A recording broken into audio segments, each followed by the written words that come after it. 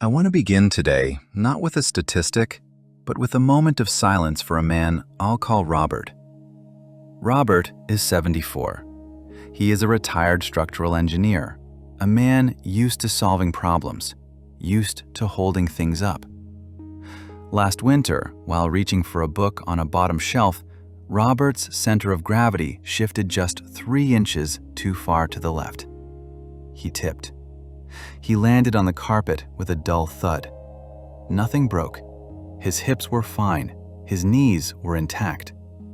But as he tried to push himself up, as he tried to organize his limbs to return to a standing position, he found that his body simply refused to answer the command.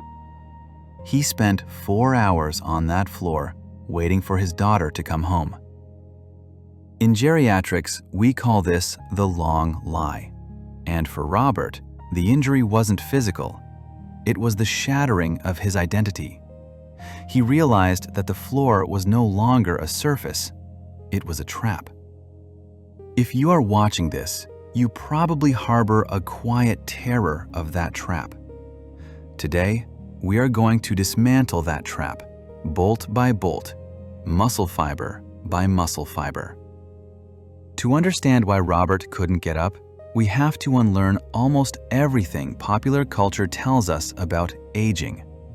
For decades, the medical establishment viewed muscle loss, technically known as sarcopenia, as an inevitable linear slide into frailty. We thought of the body like a car wearing out.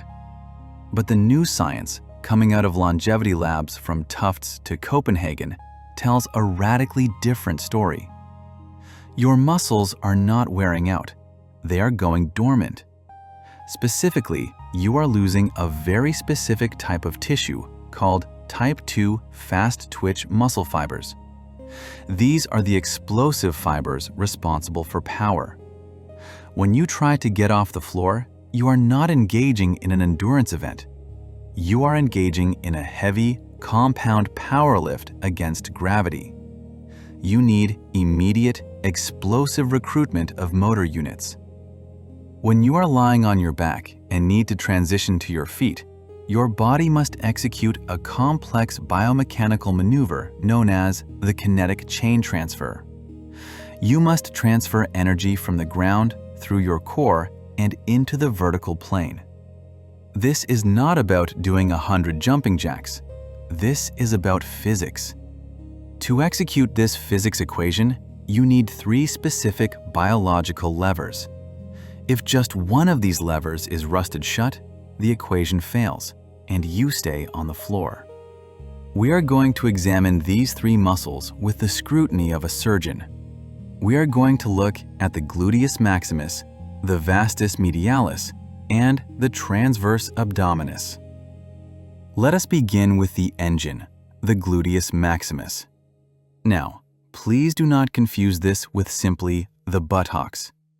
In an anatomical context, the Gluteus Maximus is the single largest and strongest muscle in the human body for a reason. Its primary evolutionary function is hip extension. Let me explain what that means on a molecular level. When you are in a kneeling or squatting position, your hip is flexed. The angle is closed. To stand, you must open that angle against the weight of your entire torso. Explore, inside the muscle belly of the glutes, there are filaments called actin and myosin. When your brain sends the signal to stand, calcium ions flood the muscle cells, causing these filaments to grab onto each other and pull, like hands pulling on a rope. This shortens the muscle and levers your thigh bone, the femur, backward. In many seniors, this calcium signaling has become weak. The wiring is frayed. We call this gluteal amnesia. Your brain has literally forgotten how to activate the engine.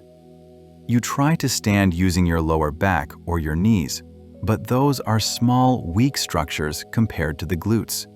They fail, and you fall back down. If you take nothing else from this lecture, understand this. You cannot rise from the floor using your knees. you must rise using your hips. The second muscle, the critical stabilizer, is the Vastus Medialis Oblique, or VMO. This is the teardrop-shaped muscle on the inside of your thigh, just above the knee. Why is this small teardrop muscle so vital? Think of your knee as a hinge. The large quadriceps muscles on the front of your thigh pull that hinge straight, but they often pull with a bias toward the outside. If the VMO is weak, the kneecap tracks incorrectly. It wobbles. When you are trying to lunge up from the floor, placing all your body weight on one leg, that wobble is catastrophic. The brain senses the instability.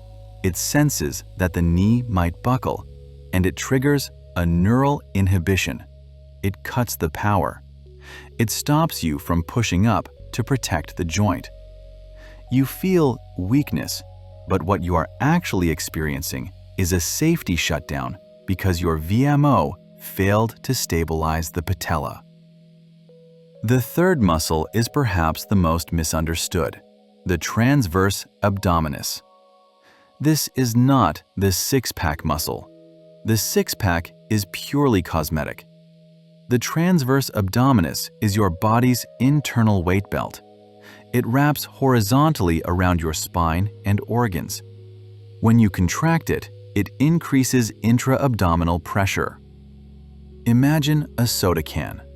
When it is full and pressurized, you can stand on it and it will support your weight. If you pop the tab and release the pressure, it crushes under an ounce of force. Your torso is that can. To get off the floor, you must transfer force from your legs to your shoulders. If your core is soft, that force leaks out. The energy dissipates. You struggle, you flail, but you don't rise. You need that pressurized column of air and muscle to act as a rigid chassis for the engine of your legs. I know this sounds complex. I know it sounds like I am describing the mechanics of a fighter jet. But here is the miracle of human biology, specifically your biology, even at age 70 or 80. Skeletal muscle is incredibly plastic. It wants to adapt. A study conducted at the Hebrew Senior Life Institute for Aging Research, affiliated with Harvard Medical School, looked at high-intensity resistance training in nonagenarians, people in their 90s. They found that after just 8 weeks of targeted progressive resistance, these individuals increased their muscle strength by an average of 174%. Let that sink in. 174%. They didn't just get a little better, they transformed. The capacity for growth does not disappear with age. It only waits for the right stimulus. Let's go back to Robert. Robert didn't need to accept the long lie. He didn't need a ramp. He needed a protocol to wake up his glutes, stiffen his VMO, and pressurize his transverse abdominis.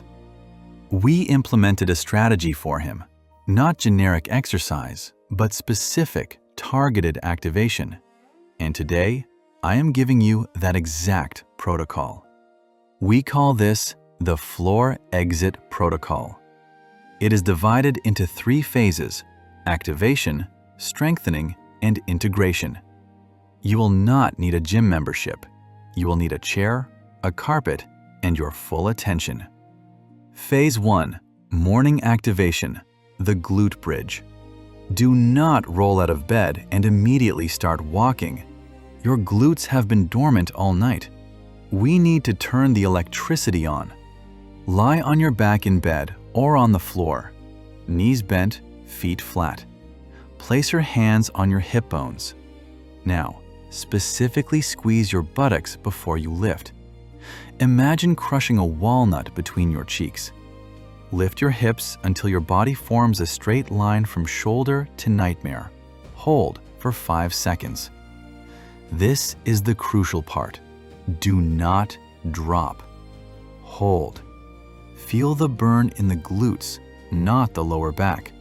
Lower slowly. Repeat this 10 times. This is not exercise. This is neurological wake-up call. You are telling the brain, these muscles are online. Phase 2, the midday strengthener, the seated VMO extension. We need to isolate that teardrop muscle on the inner knee. Sit in a sturdy chair. Extend one leg out straight in front of you. Turn your foot outward slightly, like a duck. This rotation biases the VMO. Lock the knee out hard. Squeeze the muscle right above the kneecap. Lift the leg just 2 inches off the chair while keeping it locked. Hold for 10 seconds. You should feel a distinct trembling on the inside of the thigh. That trembling is weakness leaving the body. Do 5 reps on each leg. Phase 3, the integration, the half-kneel transition. This is the rehearsal for the event itself. We are going to practice the exact movement pattern of getting up, but in a controlled environment. Go to your staircase or a very sturdy sofa. Lower yourself onto one knee, using a cushion for comfort. So you are in a proposal position. One knee down, one foot flat. Engage the transverse abdominis. Pull your belly button toward your spine. Pressurize the can. Lean forward. Slightly, putting weight into the front heel. Push down through the heel to lift your back knee just 2 inches off the ground. Do not stand up fully yet, just hover. Hold that hover for 3 seconds. Lower back down. This hover creates massive isometric strength in the exact range of motion where most seniors fail. It teaches the brain that you have the power to launch. I want you to visualize yourself doing this. Visualization actually fires the same neural pathways as the movement itself. Picture yourself on the floor. Picture the calm. Picture the breath in, pressurizing the core. Picture the glutes firing, the VMO stabilizing the knee, the powerful drive through the heel. You stand. You brush off your knees. You continue your day. Robert did this protocol for 3 months. Last week, he emailed me. He dropped his glasses under the dining table. He didn't use a grabber tool. He knelt down, he retrieved them, and he stood up. Smooth, controlled, silent. No drama, no fear. Just biology working as intended. That freedom, that silence is what I want for you. Do not wait for the fall to start training for the recovery. The time to build your exit strategy is now, while you are strong enough to listen. Start with the glute bridge tomorrow morning. Reclaim your kinetic chain. Reclaim your floor.